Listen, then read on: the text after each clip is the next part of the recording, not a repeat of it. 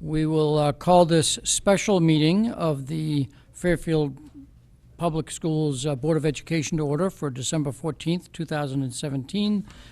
Present is Ms. Jennifer Leeper, Mrs. Christine Vitale, I shouldn't say all the names, Mrs. Gerber, Mr. Dwyer, Mrs. Jacobson, Mrs. Jennifer Maxon-Kennelly, and Mr. Peterson.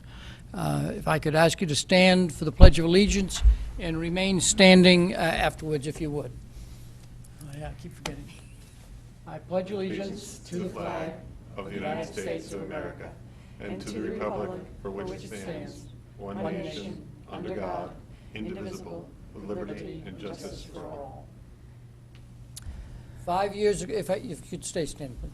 5 years ago today, 20 children and 6 dedicated public school employees lost their lives in a tragic mass shooting up in Newtown in the state of Connecticut. Teachers who were going to live out their entire lives serving students, and students who had their entire life in front of them are no longer on this earth. And so I thought it would be important to take a few moments, a moment of silence, if you will, in remembrance of those 26 lives, and in hope that perhaps we can someday no longer see any shootings on school campuses. A moment of silence.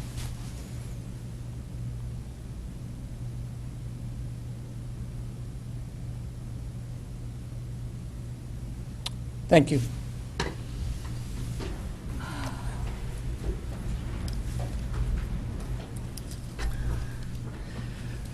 So thank you for coming out tonight.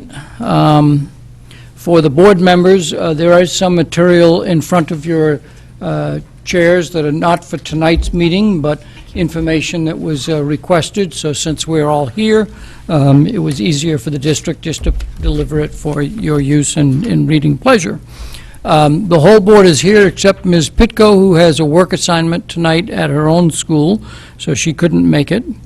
As normal, in town hall meetings, we take questions and try and rotate so that each board member has the opportunity or the obligation to go first. And then from then on, if other board members want to comment on that same issue, then they just raise their hand and the moderator recognizes them. Not every board member would feel the need to comment on that issue if they felt that there's nothing new that they need to say. And so we'll go kind of like in that order and see how far we get with whatever questions come up. We have normally used 3 minutes as the time frame for people to comment or ask questions.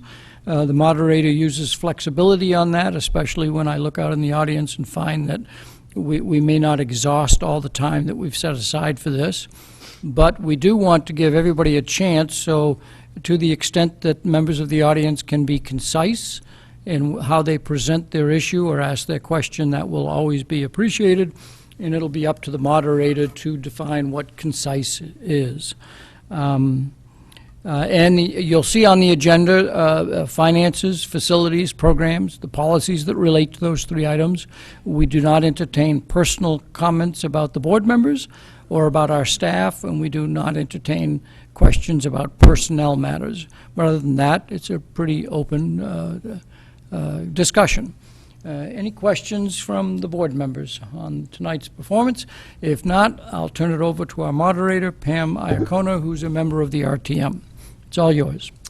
Thank you. Can I just, and so I can set up for time, get a showing of hands how many people plan on speaking this evening? So just the right side of the room. All right, excellent. Please come forward and state your name and address for the record, and there's a sign-in sheet. Whoever would like to go first, come on up. Don't be shy. Am I allowed to ask 2 questions? You're allowed to ask whatever you would like, as long as it doesn't touch upon personnel. No, I don't think so. And please use the mic. Okay. My name is Tina Brown, and I live at 35 Quaker Lane. So my first question is as a teacher, because I work at Fairfield Ludlow High School. I've been there for 12 years. When I first started, we had a level 3, which was essentially, and that was across the board curriculum-wise, supposed to be a level for our slower learners. In math itself, it was not a level 3 Algebra 1, Geometry, Algebra 2. It was an integrated curriculum. That was eliminated, and we now have level 2 college prep, and then we have honors and AP in the older classes. It was brought up by me to then curriculum leader Jerry Struzik that eliminating the level 3, we still have some students that are coming in. We don't offer a pre-algebra at the high school, into Algebra 1, having either failed pre-algebra or gotten a D in pre-algebra. And then putting them into a college preparatory paced Algebra 1 class by the time they got to Algebra 2. And I've taught Algebra 1, Geometry, Algebra 2, Pre-Calculus, Integrated, Statistics, Math Modeling, so a fair amount of courses. But for 12 years, I've taught Algebra 2 college preparatory level at Raj Ludlow. And by the time the students get to me, having failed pre-algebra, being put into a college prep Algebra 2 course, it is extremely difficult for these students to pass Algebra 2. We have SRBI. I have students that come every Monday and every Thursday after school for an hour of extra help with me. We have SRBI. We have Geometry Algebra 2 workshop. But if you don't have the pre-algebra and Algebra 1 skills, it is very difficult to pass Algebra 2. And so I brought up to him, what about, this was back when we had the 45-minute classes, a 2-year Algebra 1 class. That still allows the students to take Algebra 1, Geometry, Algebra 2 to graduate. Oh no, the board won't pay for that.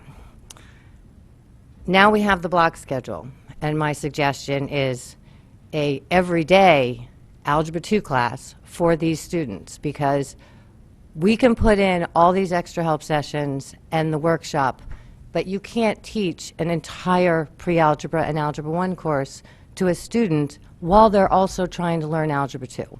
You have to come in with skills. And I don't know if you know what it's like to sit through a class and feel really, really stupid because you have no clue what's going on. But it's not a pleasant feeling for these kids. Not at all. And you watch their self-esteem drop to 0. And they come in and they do the extra help.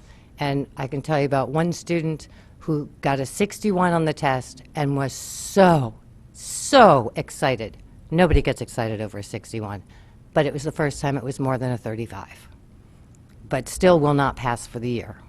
So I hope you will consider, or if you have any questions of me, an Algebra 1 class, not a level 3, a real Algebra 1, but that meets every day so that it can go much more slowly and allow these kids to get the knowledge they need for the rest of their math career in high school. Is there a question in there, or did you just want to hear their You know, commentary? it's just, would they ever consider it? Okay. Because yes, it means that one teacher is being paid for one class, but it's really 2 classes, so it's an economic issue, I realize. Gotcha. Anybody want to take a stab at this one? You want to start with just going around to the first person? Sure. Mrs. Leeper. I just want to ask a follow-up question. So, in terms of content acquisition, do you think an all-day algebra, an everyday Algebra 2 class within the block? Oh, Algebra 1. Okay, Algebra 1, because maybe I misheard you, because I was thinking, Get the Yes. foundation there, and then when they get to Yes, the that Algebra makes more 2, they sense now, have 'cause- that foundation. agreed. All right, I don't really have another comment. I hear what you're saying. Mrs. Kennelly. She did mention Algebra 2 a couple of times, so that's where I kept listening to make sure I was clear that you're talking about the freshman year curriculum. I can't say that I'm positive about this, but I would think that might come down to an internal, because it's not a new course. Obviously, a new course would have to come before us, and then we'd be asking the questions of what's the budget impact, et cetera. I would have thought this would be possibly an internal decision of staff allocation. You know, if something more is going to be budgeted for this in terms of FTEs, in terms of, you know, role responsibility, I don't know that, now obviously it'd be good because once something appears at one high school, the other high school will hear about it, but I would think that could be a very interesting discussion to have among the department within your building of this is something we need to fight for, the reasons for it. I certainly, I would agree that it's on its face a very easy thing to prove a need for. You know, the scores that you're talking about, I definitely know what it's like to be teaching someone who, I mean, it's Huck Finn to someone who's at a 4th grade reading level. It's not going to happen. A 50 on a reading quiz is, you got something. So I know exactly what you're talking about. But I do wonder if you've had internal conversations and if it's something that could be generated from the administration. But I'm not sure about that. But I certainly, I would agree that I would support the notion of it. So, and no one questions the value of the necessity of the math background either. So,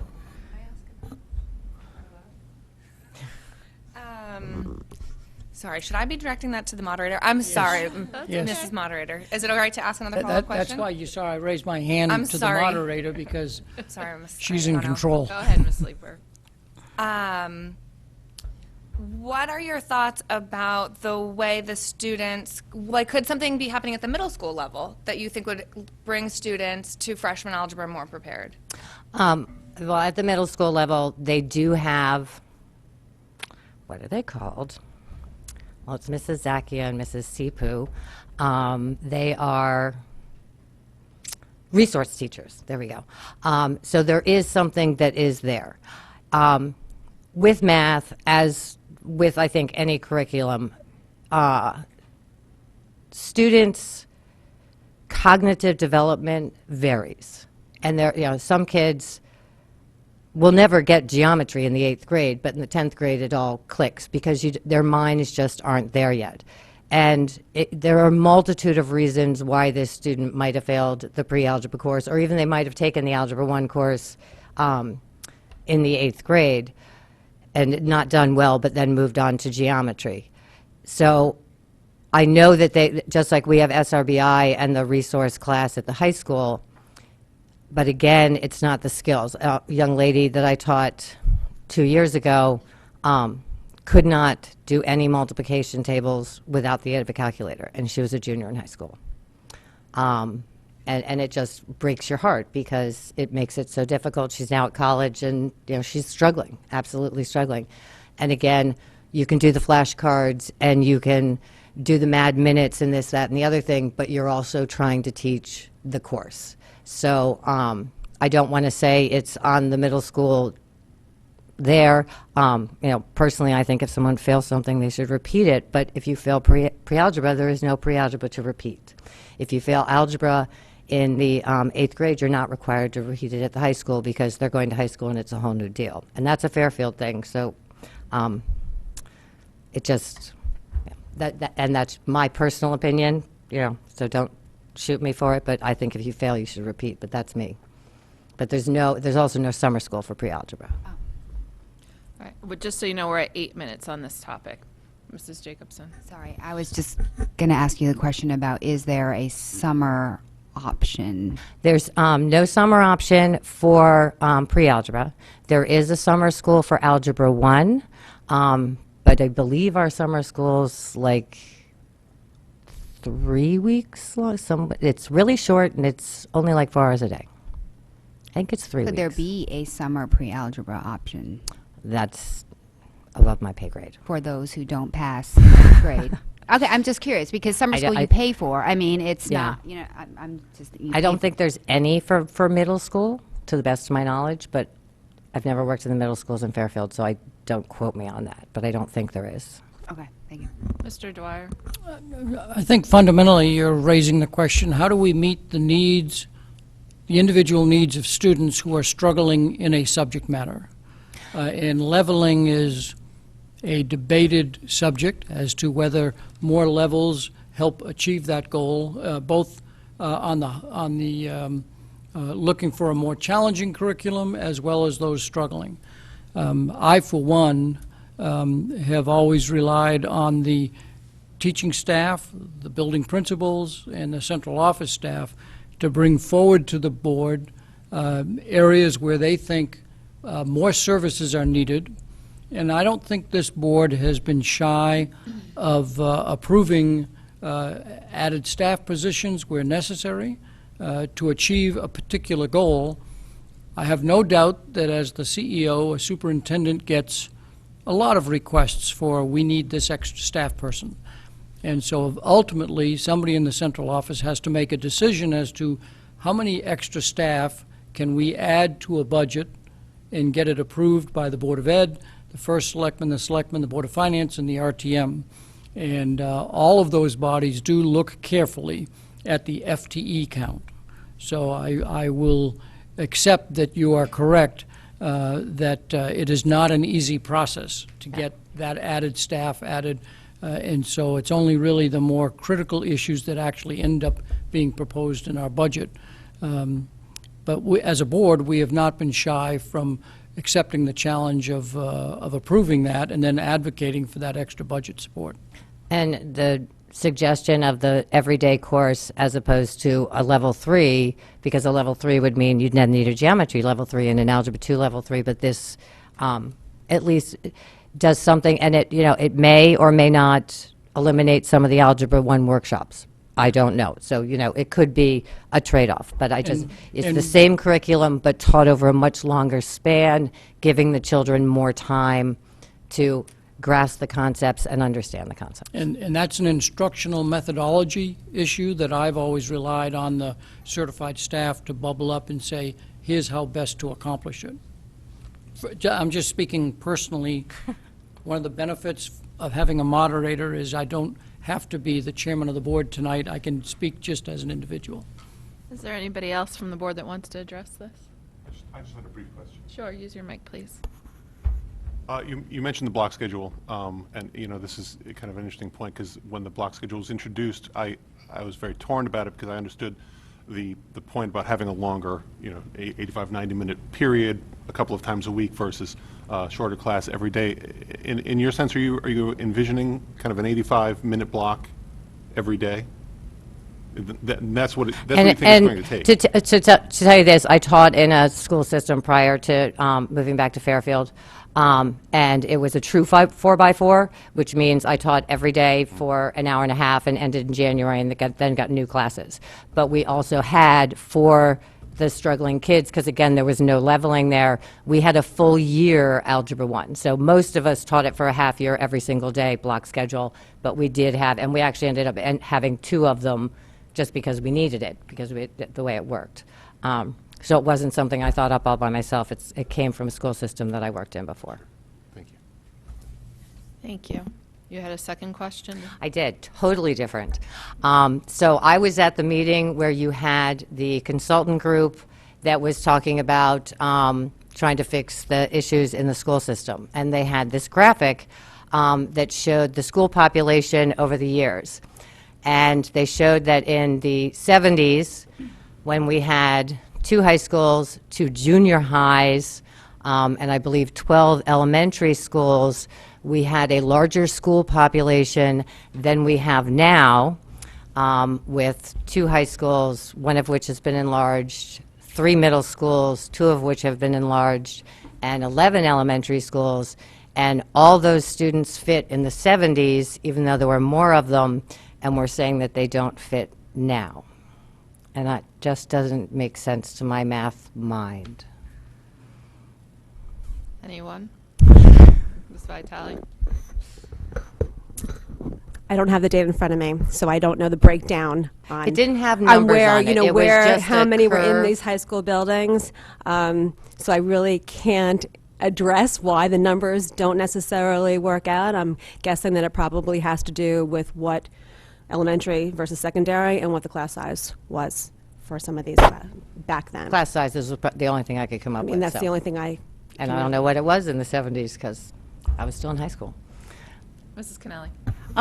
A couple thoughts, and one, class size obviously might be an obvious thing to look at, but I think where we are generally commenting on size being an issue is the elementary school, and that's right with the idea of the portables, which we very much want to get rid of. And I think some things that have changed since the 70s, are all the spaces for the specials, whether it's OT, PT, all of those things, the additional resource room space. I think, and I'm only guessing, some of that space might initially have been classroom space, and those things have been, changed over the decades. And again, this is pure guess. I'm not looking at floor plans or anything, but I can guess that space was allocated differently for something like that, and class size also. But I don't think our conversation has generally been about we're crunched for space at the high schools. I mean, we feel that we're 1,500 is what we consider about their max, and we're right about there. And we talk about crowded hallways and 5 minutes in between classes, but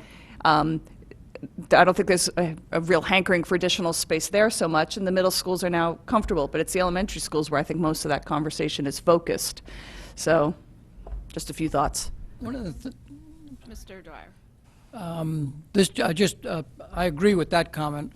It would be interesting if you could lay your hands on a program of studies booklet from the 1970s for the high schools.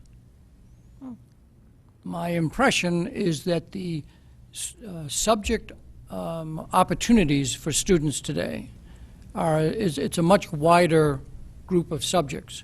And of course, every time you add a subject that somebody can learn in, you have to have a classroom for it, and therefore a teacher for it. And so I suspect that also part of it might be just there are more opportunities for students today in the high school curriculum from the 70s and perhaps even earlier when I remember I was in. Anyone else? Well, thank you very much for taking the Thank time. you. Okay, now that I've mastered the old school stopwatch, is there anyone else who would like to come up and speak? Or maybe not.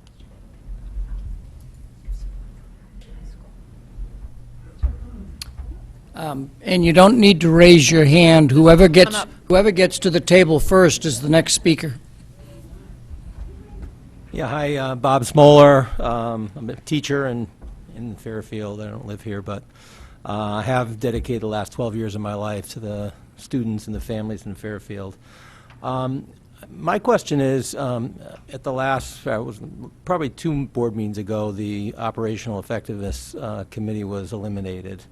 It doesn't necessarily change the problem that we're all dealing with, in that there is an expectation that we may end up with less funds from the state, or they may cost shift some expenses onto the town at some point in time. And there's going to be some hard decisions that need to be made. When I think about the choices, they probably boil down to raising revenues, which means raising taxes, cutting the town side, or cutting something on the facilities side in the Board of Ed, which means redistricting and reducing the number of schools, or cutting programs.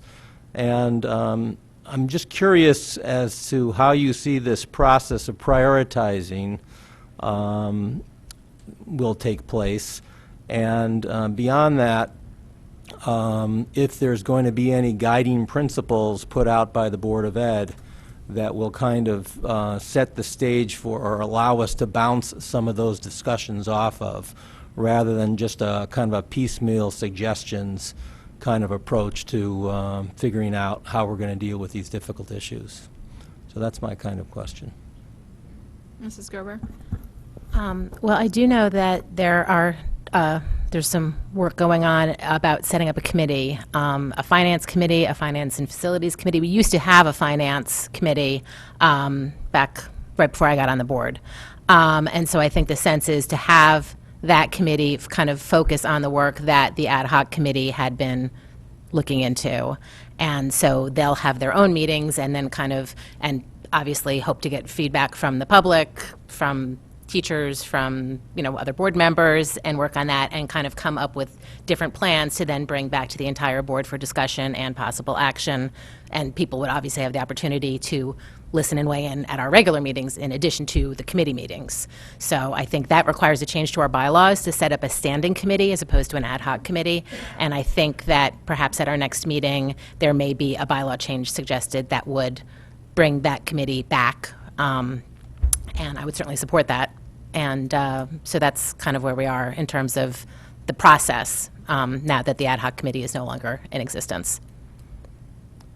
I'm just wondering, though, generally when a committee is set up, there's a charge to that committee. Well, that will be And part of the bylaw in I'm terms wondering of. if part of the charge to that committee, or at the board level as a whole, is going to be setting up a set of guiding principles under which that committee would operate, so that they would have some idea of what the priorities of the district are, whether it be maintaining programs as our number one priority and services to children, or making sure we have existing facilities in place, or are there going to be some kinds of priorities set in advance so the committee would know kind of what their ideas should comport with? Well, I guess, the wording of the bylaw in terms of what the committee's purpose is could certainly address that to a certain extent, and if it's not as specific or, as kind of all-encompassing perhaps as it should be in terms of dictating the work of the committee moving forward, I would assume that would be the committee's first job, would be to come up with a set of guiding principles if the bylaws didn't give them as much guidance perhaps as they would want. So that would be my sense. But I'm not the one who's actually working on that bylaw, so you might want to talk to some of the people who are, and they might be able to give you more guidance. I'm just making the assumptions based on conversations that we've had and based on what the committee charges are in our bylaws in the past, what they were. They were fairly specific in terms of what the committee was designed to do. But I'll let somebody else say something, perhaps. So, Mr. Asa? Well, I think it's important to note that one of the driving forces behind bringing back the Finance Standing Committee would be to work with the superintendent and central office on budget-related items. And many of those things that you mentioned are directly related to the budget. That being said, my intention would be for the committee, at least my own opinion, would be that we would look at some of the things that the ad hoc committee was looking at. And if we do come up with a list and go down a path of, which we probably will, of needing public input, we would set up a forum for that, whether it be a survey or just public meetings or a liaison, etc. But I think it's important to note that anything related to the budget is important to talk to, but at the end of the day, it's the full board's responsibility for discussing some of the things that you mentioned and coming to a reasonable conclusion on what we can, do. The idea of some guiding principles is not a bad one, but I think that's something that the whole board should discuss and look at. As far as school space and facilities, that may be something that another committee needs to be formed, not necessarily a standing committee. The former facilities committee was there for a reason, and there was a lot of, if you want to call them issues back then, and that committee did a great job in bringing forth the plans, the long-term facilities plan, et cetera. I don't necessarily know if we're at that point for forming a standing committee, but another ad hoc could be formed at that point to look at that. But I think it's important, at least from my perspective, is that some of these things that you're talking about are discussed at a full board level, and that the standing committee for finance could do the preliminary reconnaissance work and work with the super, bring it to the board, but then have us discuss it. And at that point, you would have a secondary point of public input. I don't know if that helps. Can I make a comment, Madam Sure, Martin? you certainly may. Okay.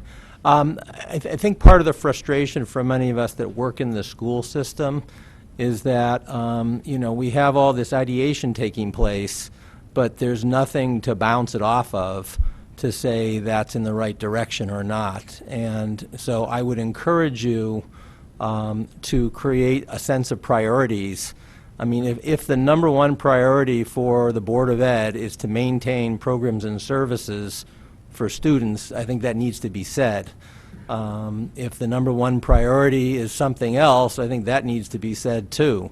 Because otherwise you're going to get a lot of ideas spanning the range, and they may not necessarily meet with you know, the main thing that we're trying to accomplish. I myself don't know anybody who's moved to the town of Fairfield because we have 11 elementary schools, 3 middle schools, and 2 high schools.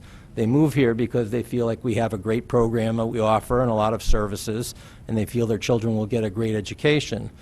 Others may feel like we need to maintain these community schools as our #1 priority, and I applaud that if that's the direction, but I think people need to know what it is we really care about, and then ideas can be bounced off of that. I think the other thing I just want to say regarding the facilities is, and I've sat in front of this board and encourage you to think about this, is, you know, we have a lot of old buildings. And now we do have a waterfall plan to refresh those buildings, but, you know, we have buildings that are 50, 70 years old at this point in time, or at least the heart of them are. And, you know, I wonder sometimes, is the plan to hang on to these buildings for another 50 years? Or, you know, do we have a long-range plan, you know, something that'll take us out another 30, 50 years for what we want the district to look like? So as you held these discussions, I would hope that you would have more longer-term view of what we would like to see the district look like 30 years from now, and then figure out a way to get from point A, which is today, to point B, rather than just kind of continue to patch on the existing framework, because that's not probably going to get us to the ideal place we'd like to be in 30 years. So those are my comments. Thank you. Amy. Thank you. Who'd like to speak next? Please come forward.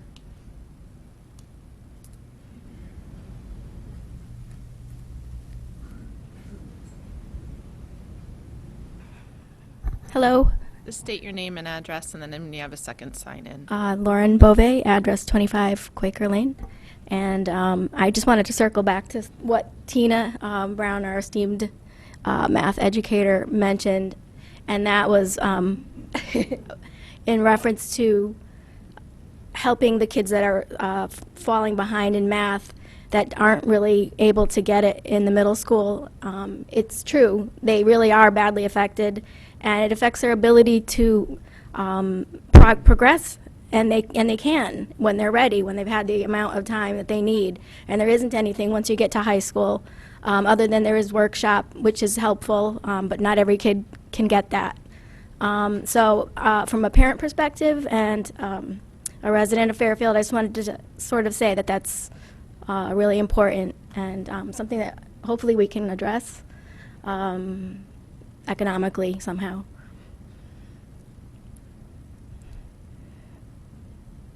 Thank you. Thank you. From a parent's perspective, it is a real thing, though. Thank you. Thank you.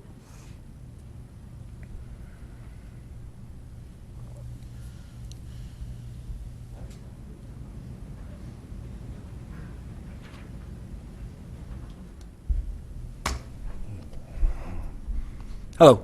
Welcome. My name is John Whaley. I'm an English teacher at Fairfield Ward High School. I live at 45 Hackley Street in Bridgeport, though. I want to say that you all might recognize me. I'm the one who kept telling you to stop at our FEA forum. I beg that you don't do the same to me today, because I think I'm going to take longer than 3 minutes. Okay? So I bear with wasn't me. there, so I don't have any revenge Okay. to enact. But she does have a pink sign that says time. And if I get too long, obviously, just cut me off. I like to practice what I preach, and I promised my students I would do this today, so I actually wrote a speech. I'm an English teacher, and that's one of the things that I try and help many of my students do, so here goes nothing. What'd you get? What'd Whaley give you? Ha, I beat you. I didn't even study. I'm totally going to fail. These are the ubiquitous interrogations and grumblings from our students, your children, in the hallowed halls of our schools.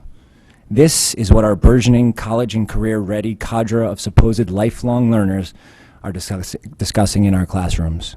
Numbers, letters, grades. Not, what did Whaley write to you about your syntax analysis? Or, man, Walker really gave me a mouthful for the dearth of scholarly citations on my last draft. Or, your comments on my narrative were spot on. I used your suggestions to really breathe some life into the protagonist of my sci-fi epic. Students aren't discussing the discussions had. They don't wax philosophic over the philosophical differences of opinions among their classmates. They won't respond to the responses given. unless, of course, there's a grade attached. And from anecdotal observations, logical thinking, and scholarly research, I know they've got it all wrong, and it's our fault. We, via our misguided appeals towards scholastic success, via skyrocketing GPAs and perfect SAT scores, have indoctrinated this generation, much like we were taken for a ride for the past 30 or so years, into defining themselves by a number next to their name on a test, a paper, a report card. And to quote Du Bois, this temptation of numbers is antithetical to the creation and nurturing of the lifelong learner, responsible citizen, and successful participant in an ever-changing global society our Fairfield Public Schools mission statement rightly desires each of our young scholars to be.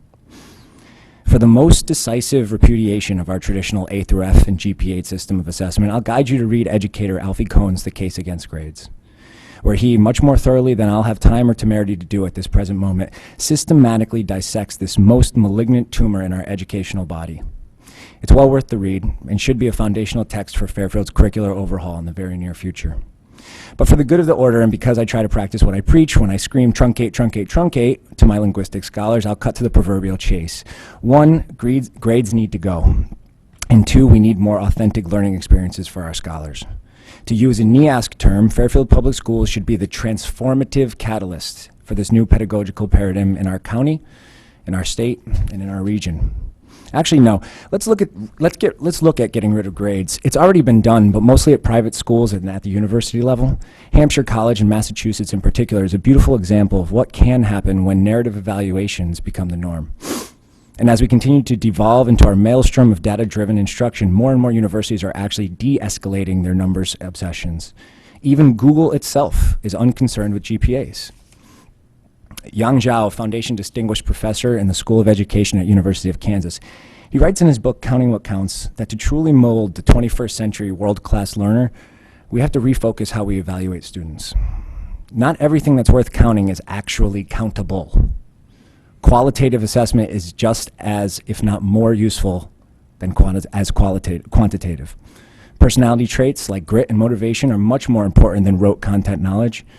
What we have undervalued for generations is now valuable in our globalized world. Niche markets and talents are realistic avenues towards economic success and, more importantly, personal fulfillment. YouTubers and parkour performers have taken the places of data crunchers and assemblers, and, as you've probably heard, we are trying to prepare kids for jobs that don't even exist yet. And because it's no longer business as usual in our ever-shrinking world, what and how we choose to evaluate the next generation of citizens and thinkers and doers in our classrooms matters. The kids we currently label as strugglers are really just students who aren't great at reading and mathematics, who receive low grades and below average scores in standardized assessments and school-wide rubrics, but these very scholars may be stellar in other newly viable areas for success. Art, in all its iterations, is seen as fanciful hobbying. Crafts like woodshop, culinary skills, fashion, mechanics, CAD, these are all seen as supplemental to the true quote-unquote academic subjects in our high schools. Why must a student be masterful at writing thesis statements to be economically self-sufficient? How does knowing the differences between sine and cosine ensure 21st century cultural capital? How did you learn to tie your shoe? Ride a bike? Learn to read? No one sat there, clipboard in hand, making your achievements, marking your achievements as developing on a wordy rubric or via a multiple choice gotcha questionnaire. These were all authentic, real-world problems to solve. And you did so under the tutelage of an expert who guided you, typically with hands-on practice and through verbal critique and encouragement. According to all research and reason, authenticity is one of the most vital keys to open the door of understanding.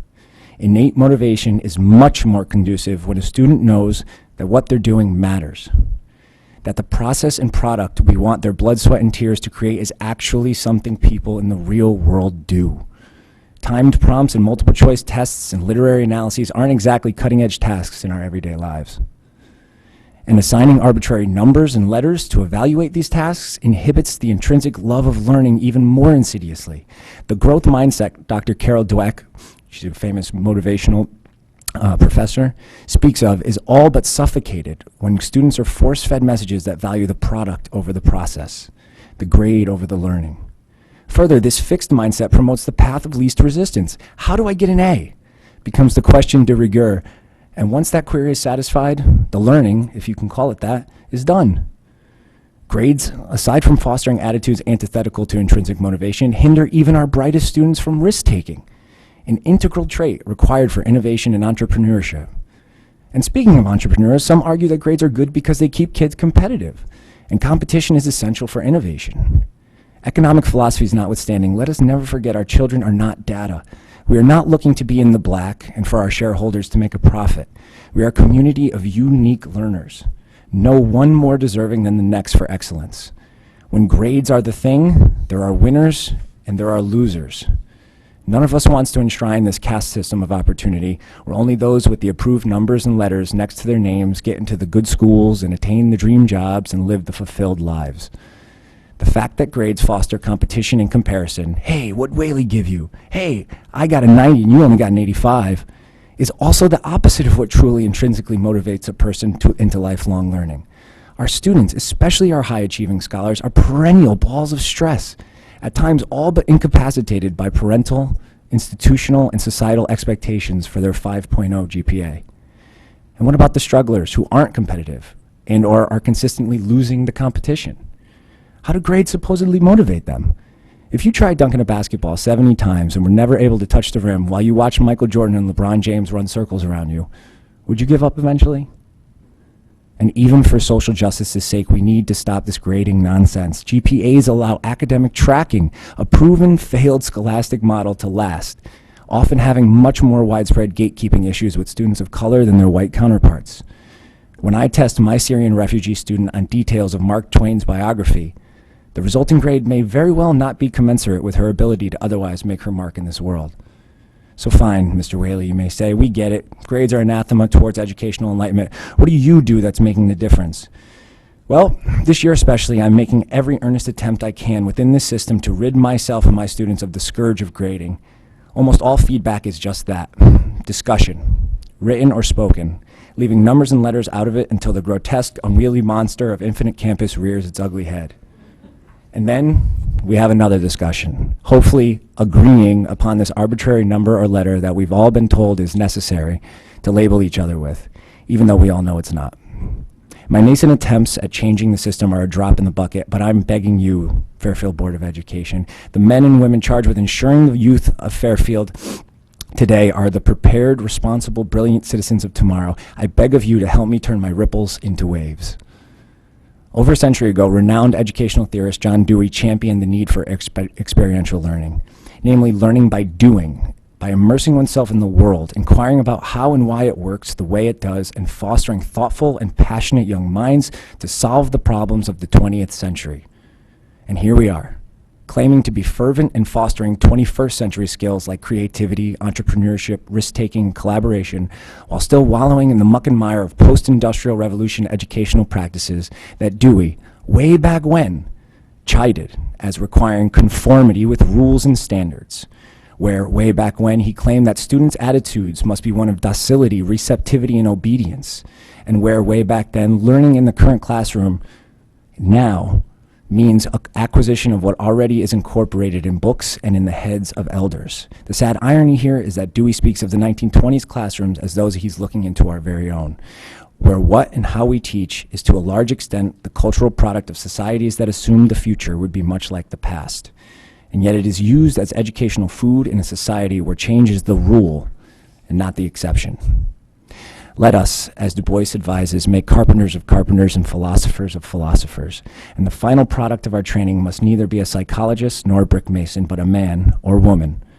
And make men and women, and to make men and women, we must have ideals, broad, pure, and inspiring ends of living, not sordid money-getting, not apples of gold. The worker must work for the glory of his handiwork, not simply for pay. The thinker must think for truth, not for fame, and all this is gained only by human strife and longing, by ceaseless training and education, not by labeling a kid a B student. Thank you for listening to me, and I hope you'll help me help Fairfield's children in becoming the fully realized world-class learners we know they are. Thank you. All right, that was 11 minutes. Mr. Dwyer, you have 3 minutes to respond. Sorry. I suspect there are 8 people at this table that are saying, boy, I'm glad I didn't have to be the first one to respond.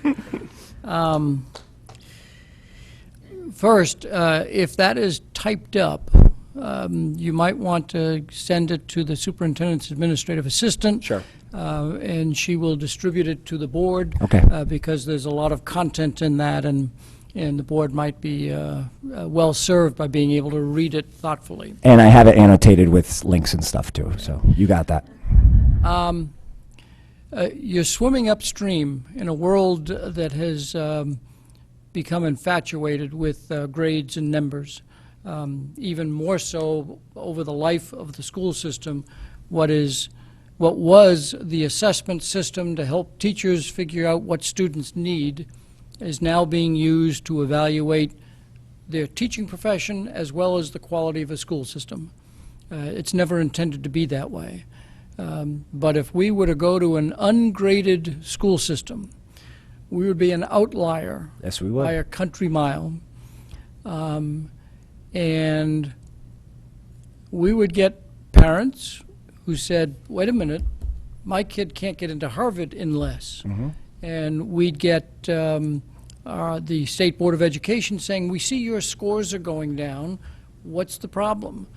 We get realtors saying to us, you're no longer ranked or graded by U.S. News World Report and all those other ranking places, so you're killing our real estate because, you know, we can't evaluate your school system.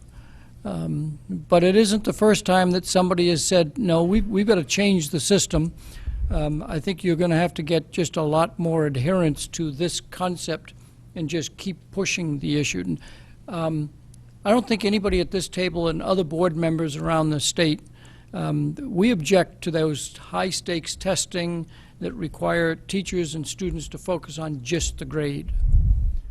But if you would ask how many board members throughout the state of Connecticut would be willing to march down the path of an ungraded school system, you wouldn't find a lot of takers, but keep advancing the idea. Can I respond? Sure. That's why we need to be the intrepid school system that does. And also, you put it in a negative light that, you know, if scores go down and if we're not getting into the, you know, same universities and such, let's flip that. What if scores go up? What if kids start getting into better universities because we are revolutionizing the way we're teaching in our classes? Mrs. Jacobson? Sure.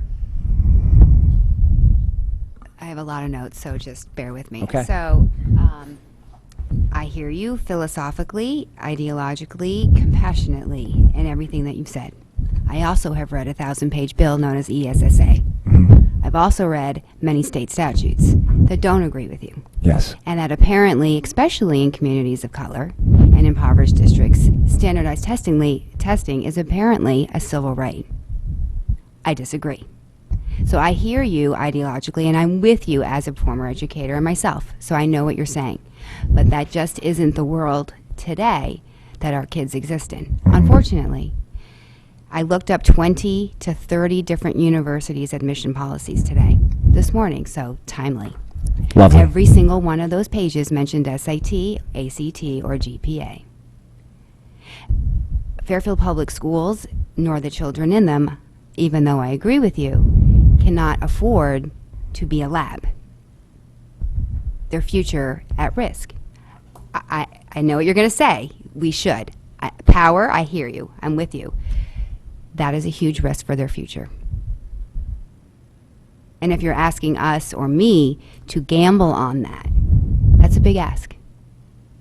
My suggestion would be that we change federal law, we change state law, and we get other people who actually make education policy to understand what you just said.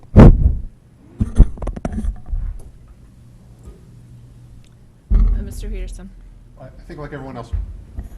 I think like everyone else at this table, I have copious notes here. I have some things I was going to challenge you on, some things I agree on. And I have a quote from Gandalf in the middle of my page. I guess I feel much the same way as Ms. Jacobson in the sense that this is a big ask. This is a very good way to put it.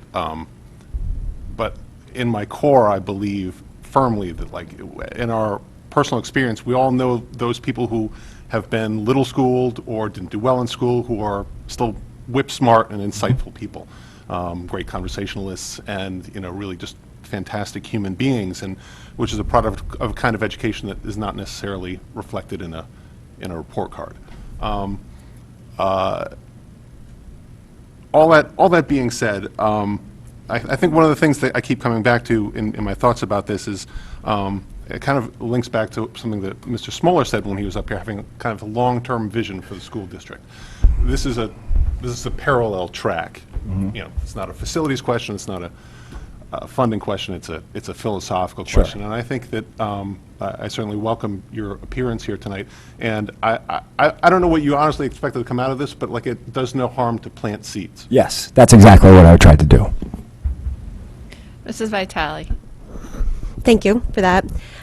It's interesting hearing from you and from Ms. Brown and your different perspectives. I don't think it's an either or. I think that there can be middle ground. Okay. I mean, you can still have an SAT, you can still have a GPA, but we as a district, I think, can look at the amount of testing that our children go through in the course of the school year. And I think that we're seeing it just from the Board of Ed in terms of the Portrait of a Graduate, in terms of long-term, what we as a community value and traits that we want from our students. So I think the seeds are there, and maybe we just need to start small. I think that we can't just say we're not going to, teach to the SAT, but to your point, that it should come naturally. You should be able to back off on testing a little bit, and if you're truly teaching children, they should have those skills. Sure. Because they need those skills. Absolutely. So thank you. Mrs. Gerber and then Mrs. Kennelly. One thing, when Mr. Dwyer was talking about some of the people, parents and real estate agents and whatnot who might have issue with this idea, another I would say would be the other town bodies who approve our budget. Right. I would think that a lot of them, because they do look at test scores, they do look at GPAs, they are interested in what colleges our students go to, and other, benchmarks of quality. And obviously different people have different ideas of what is high quality and not.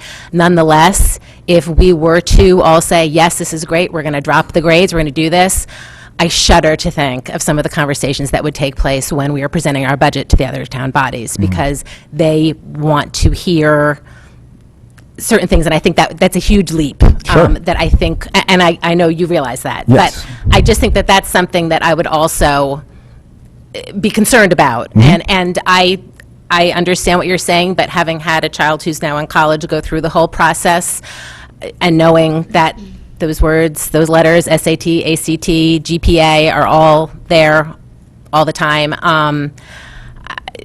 I think to make that big a leap concerns me. And I will say, too, that much as, yes, especially in this day and age, there is so much focus on grades and whatnot, there was a lot of focus on grades when I was in school 30 years ago. I mean, people cared about GPAs. People compared GPAs.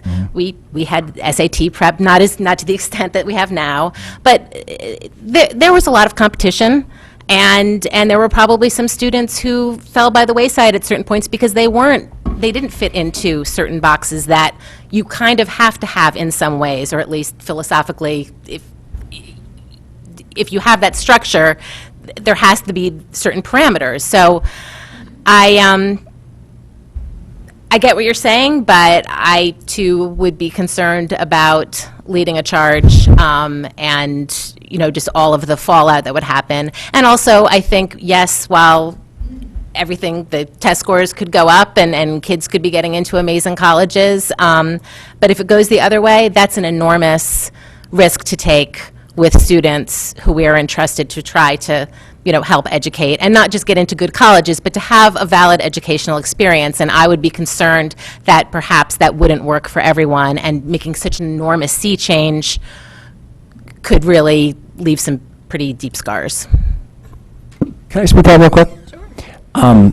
Agreed. There's no sea change that I know. I'm an obvious realist here. I know that there's no sea change happening. But I want to know, it is definitely a seed planting, and it's to let you know that if and when the rumblings do start heading your way, that this is a thing that does work at the beta testing level, that you'd be open to maybe having it work on a wider level, in a more institutional level. And one more thing in regards to that, I bet you I would ask, if you asked son or daughter? Son, if he didn't have to if he did not have to worry about getting that high SAT score, or if he didn't have to worry about keeping that GPA, would he have enjoyed school a little bit more? That don't have to answer it. Just something to consider. I had Mrs. Kennelly. You just stabbed me in the heart, because 30 minutes before I walked in the door, I had that exact conversation with my child about how tired she was of having to jump through the hoops, and she just wanted to take languages and study history, and she really, is not going to use this math, and she's had it. She's absolutely had it, and it's just fried her on school. So I couldn't agree more. There's no question that, we're dangling on the end of dictates that are coming from so many political realities, with the whole lack of trust that's inherent in that, where things are being applied to us that are not intended to be applied to us. They're intended for other districts and other communities, mostly urban, and we're caught up in all of it so that everyone's held to the same. And the colleges. I mean, they're the ones who are driving this. I'd be curious about the communities that have done this with success.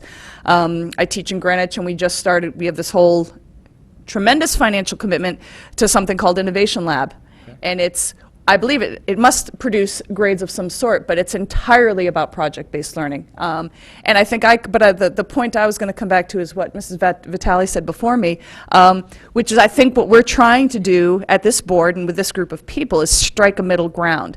Obviously, the science curriculum that we're about to be presented with, that was the state sort of recognizing precisely what you're saying, which is we need them to think like scientists, and so project-based. Every presentation we see, I know myself and others will, jump if there's any sound of something that sounds like test prep. We're not doing test prep, right? This is about skills and what have you. I would love to be more creative with our graduation requirements and the courses that can fulfill these. I think there's a lot of work to be done there, and I think, I was about to say I mean myself, are going to have to be really patient. That we're going to need some evolution and some turnover in the actual courses we offer, both to establish relevance and to many of your points. I don't know if you've heard about quality schools. No. That's actually went to a presentation on that at a conference for Board of Ed members back in November. The idea of a quality school is you are a student and you must achieve mastery. So there's no such thing as any grade lower than a B. It's A, B, or incomplete. So the point being, you don't get the B, you're taking another shot at it until you achieve that, which I found fascinating. Couldn't think of it quite on the big scale, but again, talk about planting a seed, and those are called quality schools. Sure. And so I will stop now because I don't want to start repeating everybody else's points, but I certainly appreciate the very well-written speech with the plethora of vocabulary words. I'd love to have my sophomores read it, but thank you so much. Thank you. I think you got an A from the English team. We're at 25 minutes. Did you have one comment you wanted to just wrap up with? You good? Okay. Thank you very much. Thank you very much. I really appreciate it. You're up next.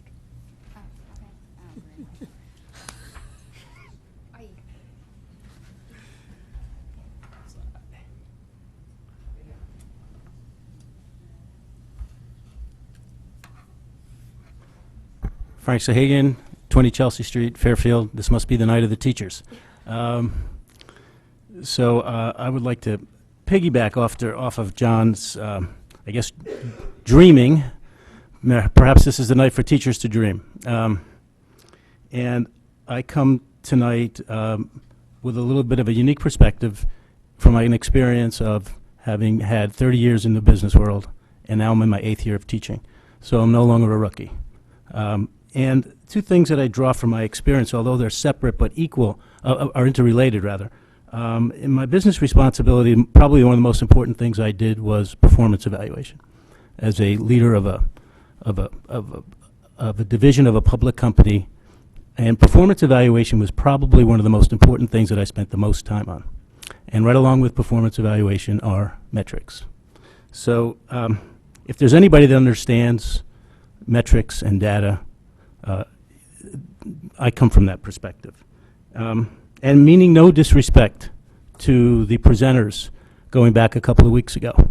And this is what sparks me to come up here tonight, and on the heels of John's presentation as well.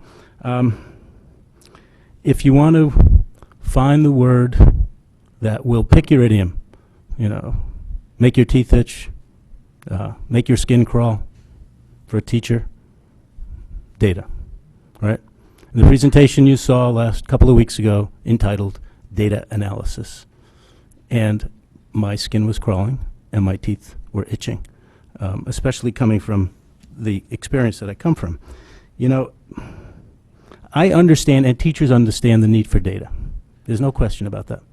But you know what? I have a BS, a Bachelor of Science in Business Administration. I have a Master's of Arts in Education. There's a difference.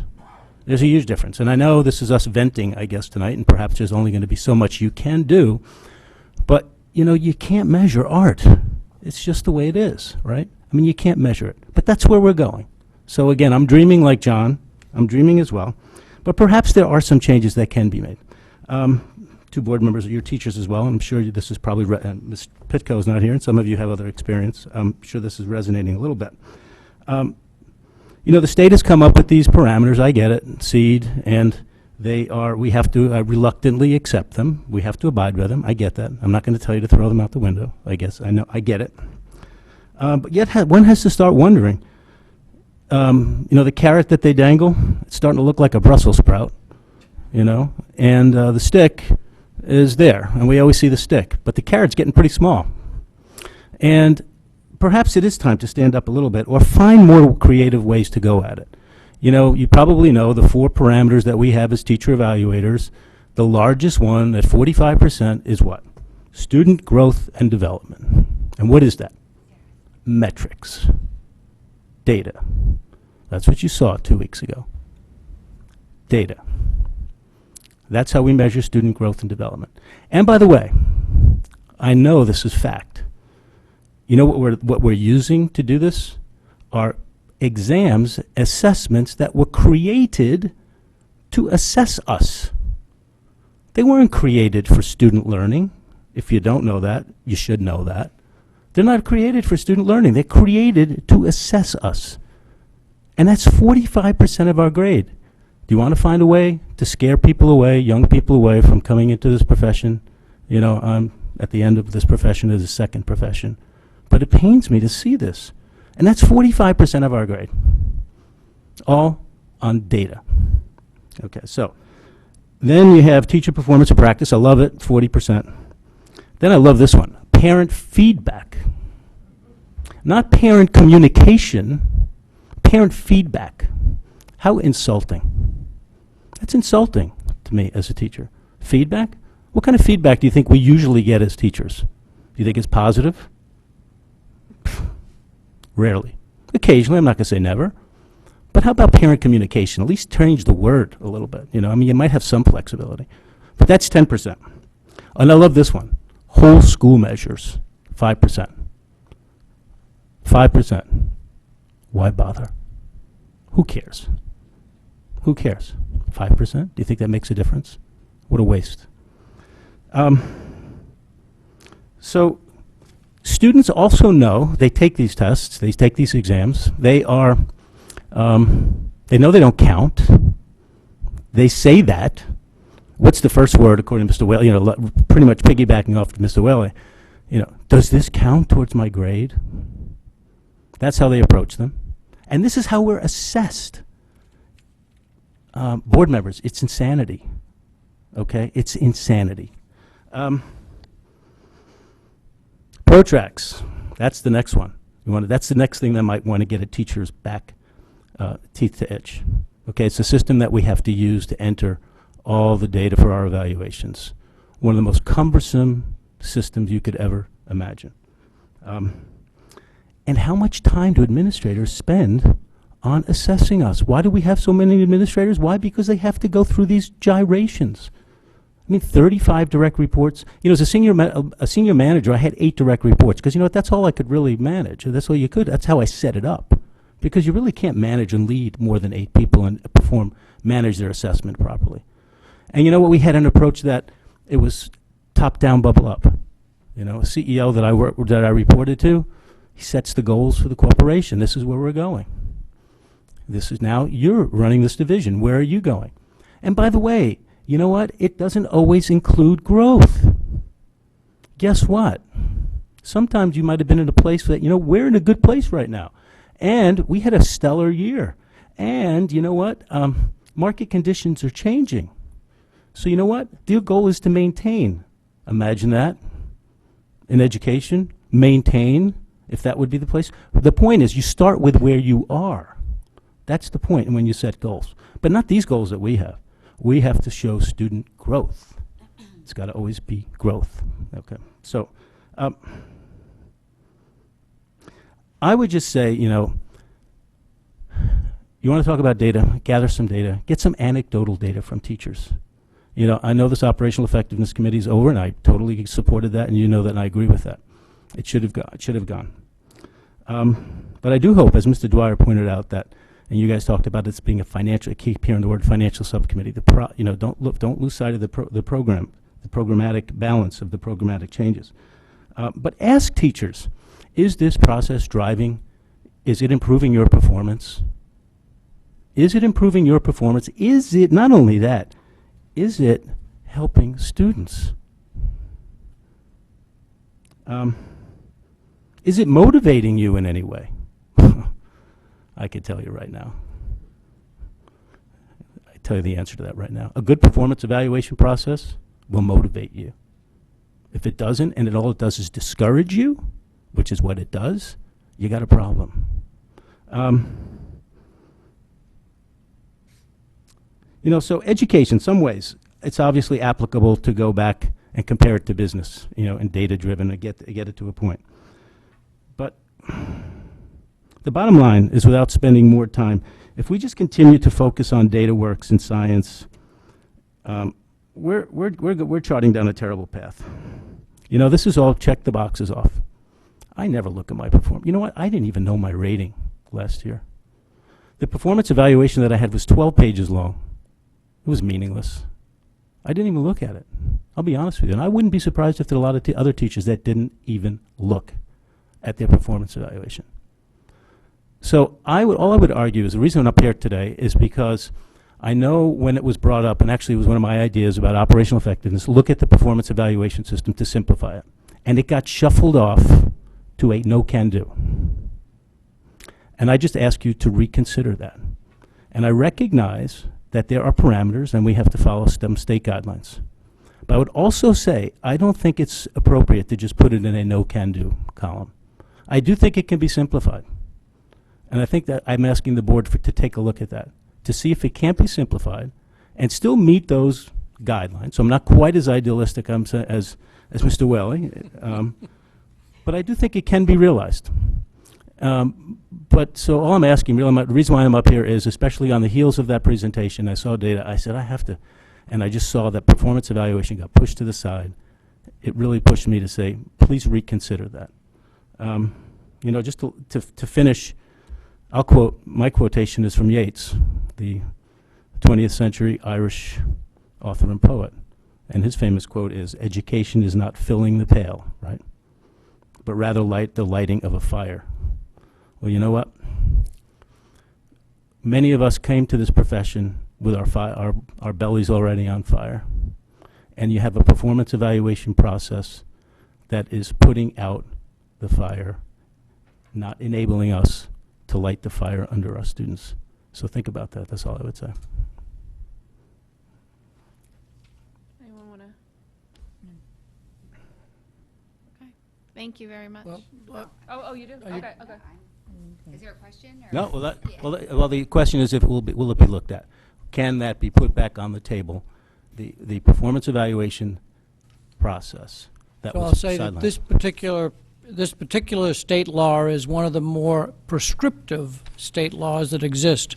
And so we do not have a choice. We can't tell the state of Connecticut, we're not going to do it.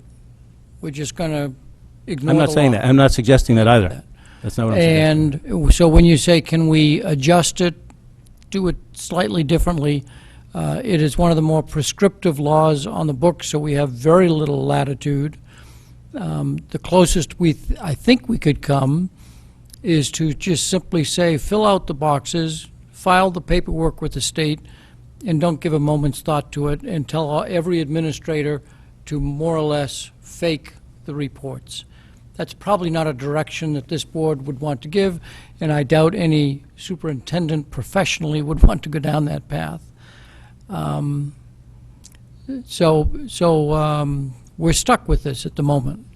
And whether there's a way for the statewide CEA and other teacher organizations to advocate for state law change that does simplify it, I think you'd find this board and most boards in the state agreeing with that. I think that's the place to make the argument, personally. Mrs. Jacobson? Hi, yes. Again, it's a mandate, unfunded mandate, and it's one that we have to follow. However, I think that as a board, and even in perhaps partnership with other boards who are facing similar circumstances due to mandates and decreased funding, it would not be an unworthy exercise to explore unfunded mandates that are not serving our educators or our students well, and come up with a document for policymakers to consider changing in terms of some of those policies. And that is an exercise that I do think would be very worthwhile at this point, especially when we know it takes up a lot of time, costs a lot of money, and doesn't necessarily help anything. And that's not just with the teacher evaluation, but with other things as well. Or Mr. Dwyer? I think, need to correct one small statement that you made, that the reason we have so many administrators is because they have to handle these tests. Well, it's a big part of their job, though. I'm just saying it takes an enormous amount of time. No, you said the number of administrators. Okay. We did not add staff to accomplish this goal. We added work, a lot of work, Absolutely. to existing staff. And therefore, we suffer opportunity costs, because that means those staff can't do other things for the benefit of this district and our students. Totally agree with you. But the point we is the did, I enormous wouldn't amount want the of time. public to think we added all sorts of Gotcha. administrators Totally agree. just to fill out the boxes. And just understand that the amount of time, the enormous amount of time that these people are working, doing basically nonsensical work. Yeah. Mrs. Kennelly? I had that same comment written down. A couple of things. First of all, and I'm not sure if you know this, or Mr. Dwyer, probably you do, any changes we ever made to the teacher evaluation plan had to start, they were initiated with a committee of teachers. And so in terms of taking a second look at that, I don't know if that's something that, because I have no problem with taking a second look at it. I know very well what it's like to be working with a teacher evaluation plan that I'm like, fine, tell me what boxes to fill in, what you produce at the end of it, I know I'm going to be fine. The feedback that changes me as a teacher is when I'm sitting down face to face with my department chair. That's the feedback that's meaningful to me. And the rest of it, they have to do their job.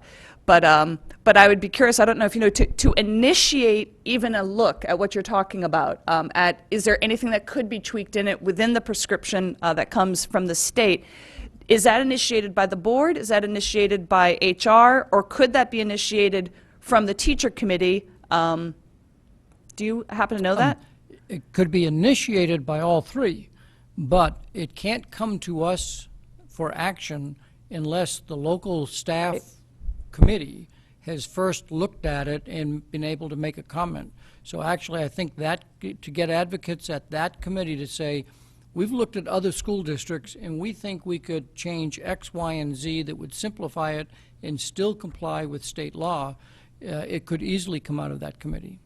Yeah, so I mean, I'd be curious, I don't know if Mr. Smoller knows, not to shout over into the audience, but, because I can't recall, I'm sure it's in my version of a filing system of piles of paper in my basement, I'm sure I have that report. Actually, no, I think that one made it on the shelf. But, but that would be my suggestion to you is to pursue who's on that committee, because I can't imagine anything that we would find objectionable about. We found a way to make this meaningful. You improve instruction, then you're improving the delivery of that to our children.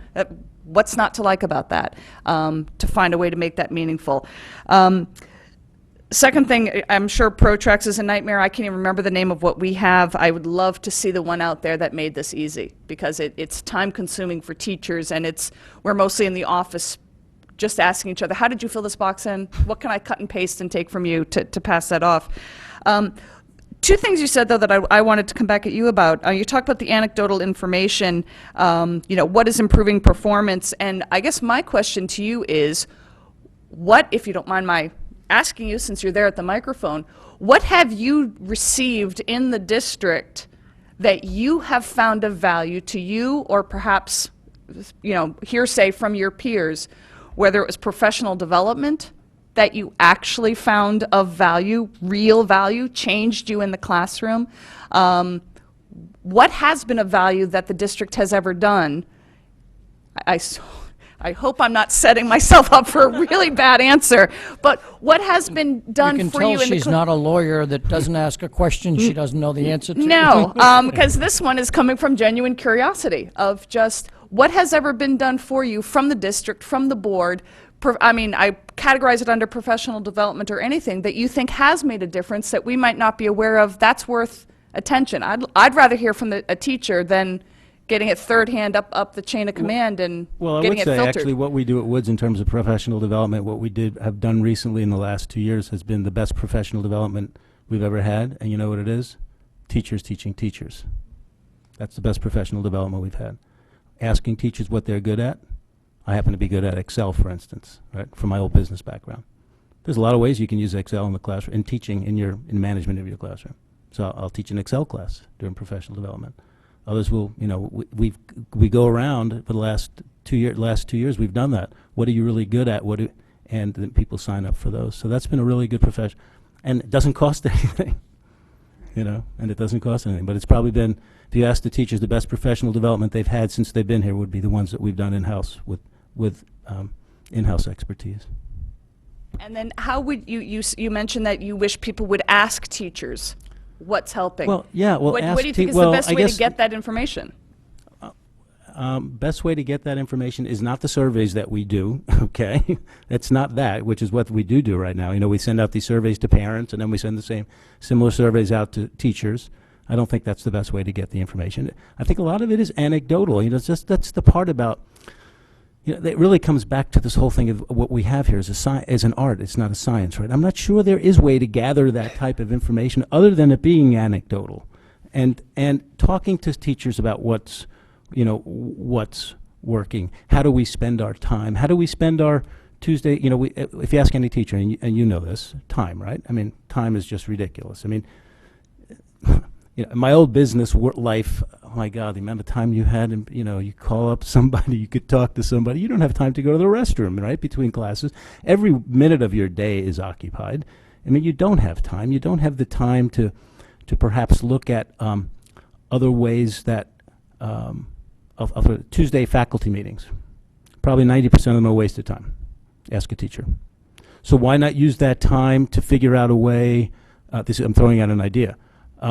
Special education, we all know, one of the biggest challenges that we have in terms of special education teachers are so taxed. They're leaving in droves, as we all know in this district as well. We're losing them like crazy. Their task is almost impossible in what they're asked to do. Look at how about taking the Tuesday afternoon meeting and let that be the time that they collaborate with the special education teacher to see what they can do together, because the special education teacher, we don't have enough, they're so stretched so thin. I mean, different ideas that you would get. That's my point. It's anecdotal, right? So you interview teachers and you find out, what are you doing? What's your typical day like? What could be improved upon? How could you use your time? We all know it's time. One of the biggest things is time. How could it be used more effectively? And 98% of them will say, well, throw out the Tuesday faculty meeting, or maybe have it once every 3 months. And take that time, allot that time to letting teachers work, because they don't waste the time, because they don't have it to begin with. I mean, Thank you. That's one suggestion. That comes right to top of mind. We're at 20 minutes on Sorry. this one. Does anybody else have anything they want to add? Thank you. Thank you.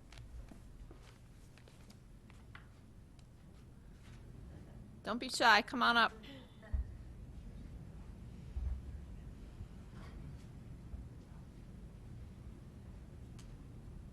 Good evening. My name is Lynn Levesque. I'm a special education teacher. I've taught for 39 years. I started teaching in Fairfield in 1985, where I have taught in different capacities, and I'm currently a proud teacher at McKinley School. I understand that families move to Fairfield because of the quality of the special education program in our district. In fact, in our district, several families have opted into McKinley School this year specifically because of the special education program at our school. McKinley School historically has absorbed many new students who move to our district, especially over the summer. Many of these students are unknown to us when we plan our caseloads and determine our resources. We take pride in accepting, welcoming, and providing the best services possible. However, as our caseloads grow, our resources do not. We do our best to accommodate the influx of new students, to absorb them into our current caseloads and make adjustments, but this year, especially with the movement over the summer and the opt-in students, this has made this year even more challenging.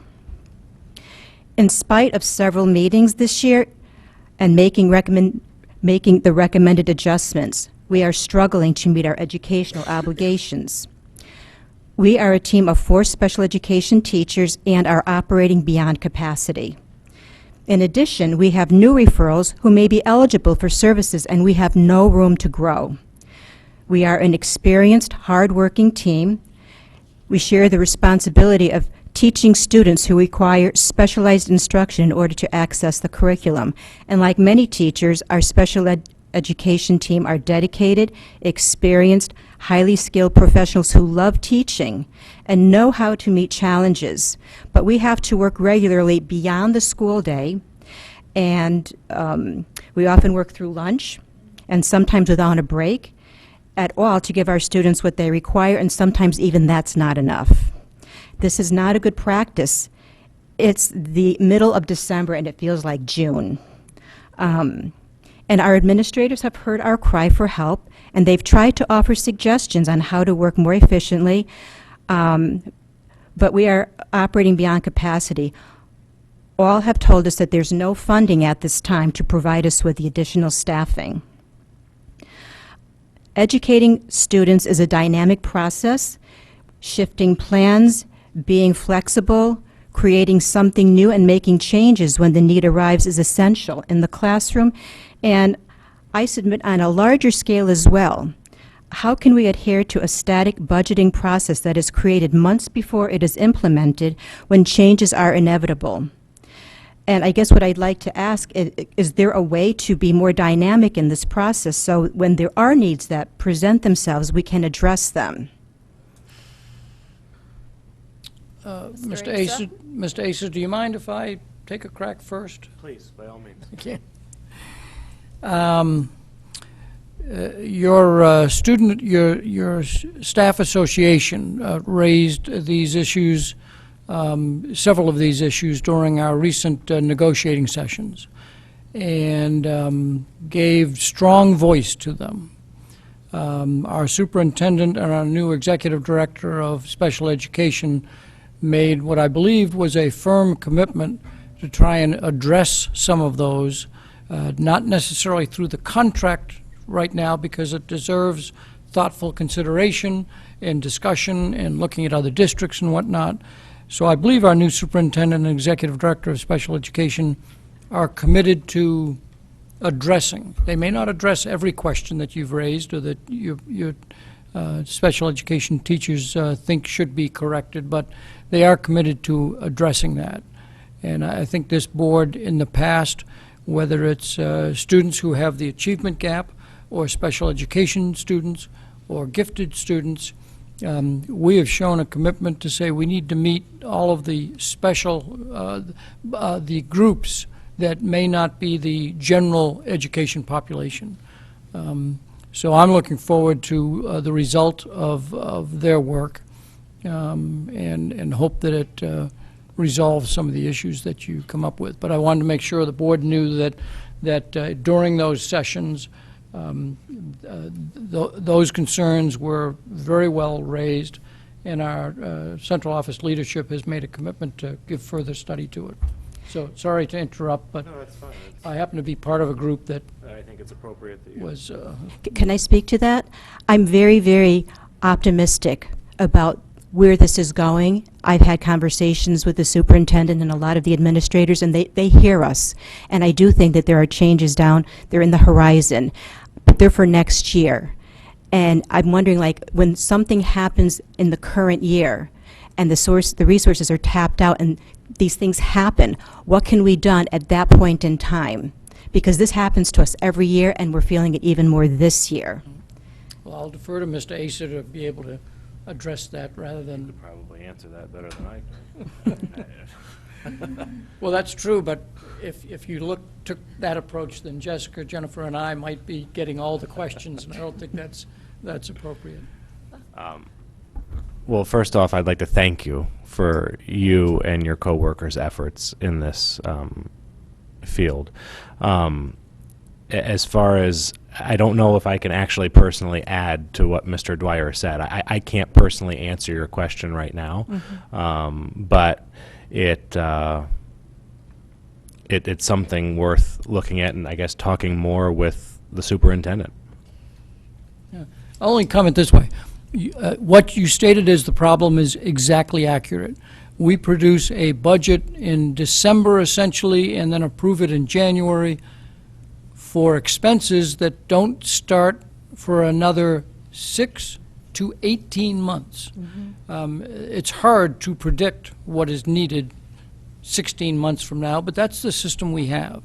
Once we are given a budget, it has been my experience that the RTM is willing to give us extra money whenever we need it. Well, maybe not. Why are you looking at me? Well, maybe not. And so the only time we're able to find extra money in the middle of a school year when a problem comes to us is we have to shave costs from some other need.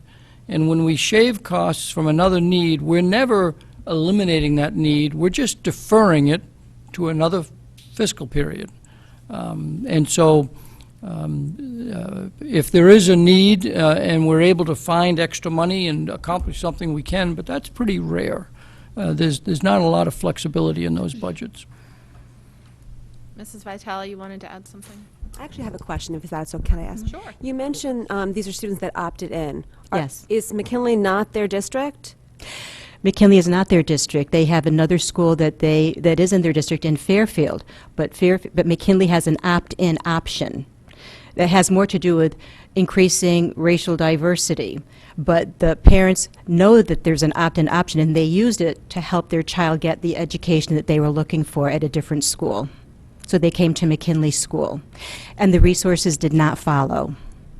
Okay, thank you. So, so the board knows the opt-in option from K to 5, maybe 24 students have opted in. It was intended to help address the racial imbalance. And in reality, what we find is that, I'll say it's 13 children who are Caucasian and 12 who are not Caucasian, so it does not help us actually with the racial imbalance issue that it was intended to. But as we looked at the students, the parents who said, this education is better for my particular child, the central office has said, we don't want to no longer offer it simply because it's not helping us with racial imbalance, because it is helping us with the needs of individual students. Go ahead, Mrs. Vitale.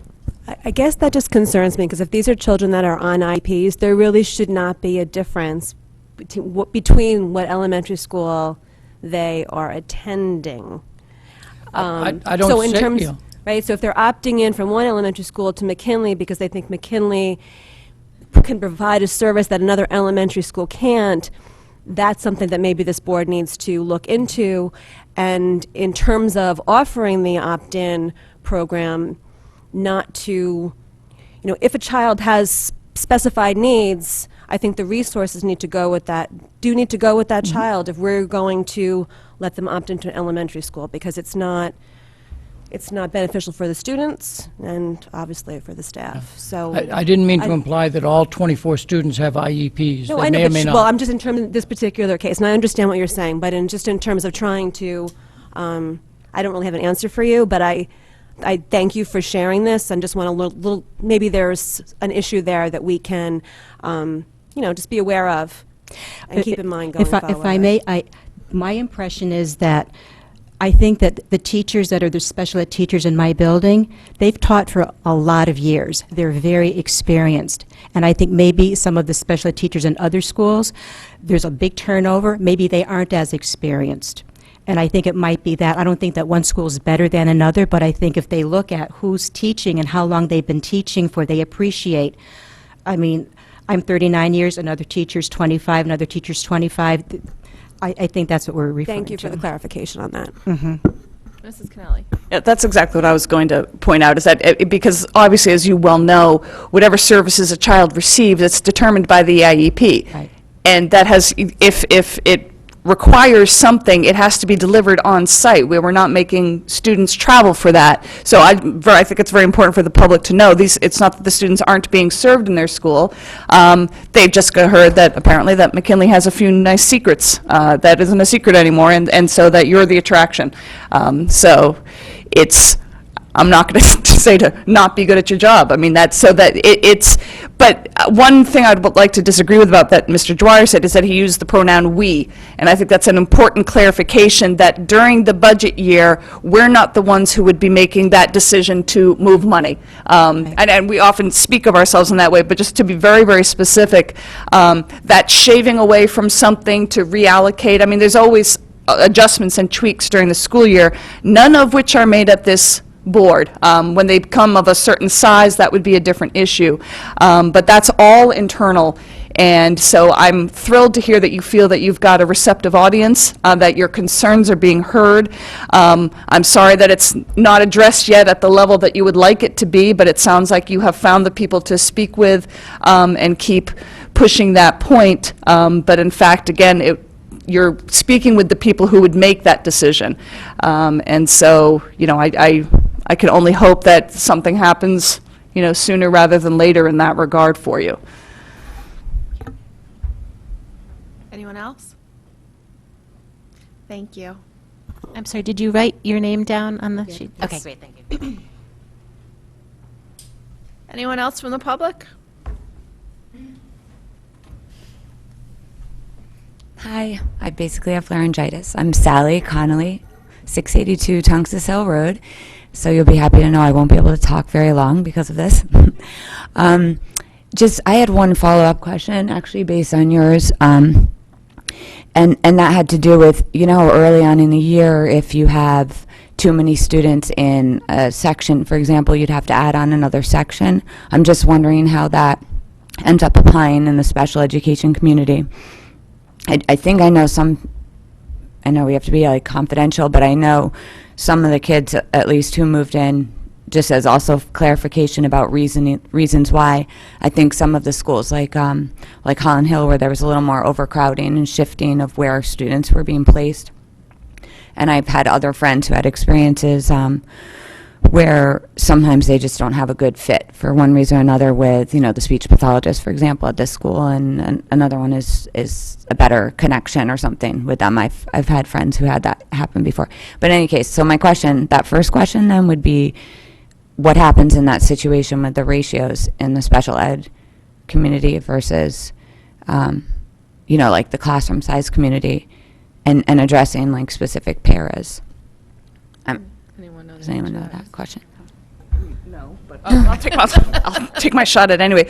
Again, something like paras would be, as far as I know, determined by IEP. If one is assigned based on that, then that's a definite. I don't know how many floaters are in each school to pick up different tasks. I don't know that, and I'm also sure it's probably a different answer per building.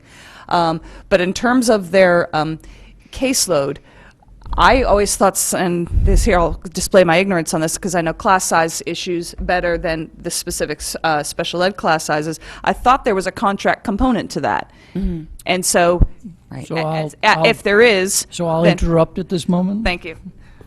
That was also a significant area of discussion. There is not a contract component to measure the class size or class load. Those are two different terms meaning two different things for special education teachers. That's one of the areas that our central office is looking at to see if they can't find some definition for that, so that the special education staff would have a guideline, much like the general education staff, to use those two terms. So yes, that was, none exists, and So there's a other than clarification that's general being worked general on for that. practice within the state and all that stuff, but, or within the profession, but not as part of the contract. All right, that was that question, and then just a second quick question. This came up, was spurred actually off of one of the threads that came up on on the Facebook Moms of Fairfield Facebook page, but also in email from regarding the Whitson's contract. It had come up, there was a survey, and a bunch of us got really excited about this survey, and the second you clicked the button and said that your kid doesn't eat school lunch, the survey was done. There was no question about, well, why doesn't your kid eat school lunch?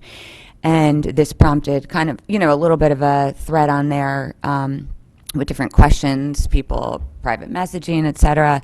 So one of the moms who's been very involved in the community allergy policy, she had reached out to me with some discontent about how Whitson's was addressing that. I don't have any kids with allergies, so I don't have an issue with that.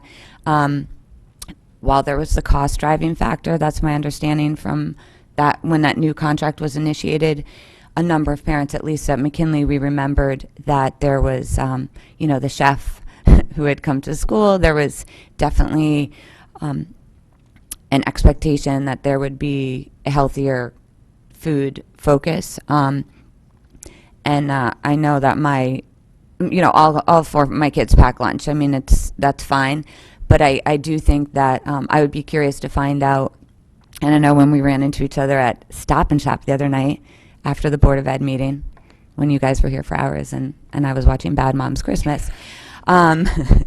Anyway, what ended up, I asked about when that contract would be done, and I think that it would be beneficial to get a little bit more feedback from the public and why those people who are not ordering school lunch are not ordering school lunch, because that survey didn't address that. And to my understanding, I don't think there's been any satisfaction survey or any opportunity for the public to give feedback. And again, I'm not somebody who needs super fancy food for my kids. I'm pretty low maintenance, but I just think it would be great to get that from the community. So if anyone knows when that contract ends, I know we talked about me reaching out to Doreen, which I didn't get a chance to yet.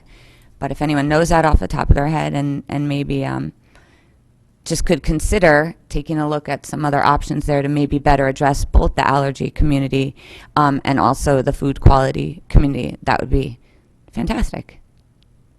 Sorry, I had to listen to his voice. When the next review I don't of the have the contract is? exact date, no. I don't. Anybody else remember from? Okay. Well, maybe I'll reach out, and then, or if somebody finds it easily in their records from that point in time, that would be great. Thank you. Thank you. Yeah. Sorry. So what exactly are you asking to just so I... My question is, yeah. A, then when is the contract up? Okay. B, can we take a look at actually getting feedback from not just the families who do? I think that, am I right in the percentage?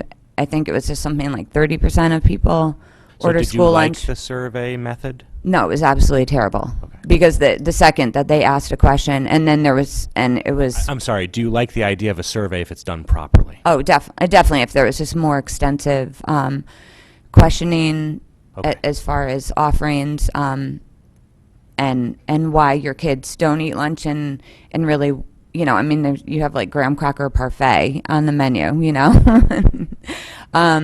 things like that would be great. And then maybe look at it from there, whether it needs to go to maybe another bidder. And any emails I know that myself or friends or that allergy person sent to Whitson's were not addressed. I didn't get a response, so even though I was encouraged to send one directly. There was no response. Okay. Thank you very much. Thank you. And I'm going to have some of this water. Actually, before I go. There's a 5-cent charge for the cups. Is there anyone else from the public who wishes to address the board at this time? Seeing none? So first, I want to say thank you, because this is not the first, but it's the first town hall meeting where issues of educational substance have been asked about, more than individual management issues, if you will. So I appreciate it tonight, and thank you for coming out on a cold night when perhaps you had holiday parties that you could have gone to, or movies you could have seen, or whatever. Wars So thank you premiere. very much. Huh? I gave up the Star Wars premiere to be Or here the for Star you. Wars premiere. So thank you very much. Thank you. This is an official meeting of the Board of Education, so I do need to ask for a motion for adjournment. Mr. Joy, and thanks to Ms. Iacona. Absolutely. And also, I want to thank Pam Iacona as the moderator. We have asked a variety of leaders within the community from other governmental bodies to serve as moderator. As I mentioned earlier, that is especially helpful to me, because then I get to act as a member and not the chair of the board. So thank you for giving up your night to join us, and as a former chair of this board as well. So if there are no other questions or comments for the good of the order, I need a motion. Mrs. Gerber, Mrs. Maxon Kennelly, all in favor, please raise your hand. Unanimous with 8 board members here. Thank you. Good night.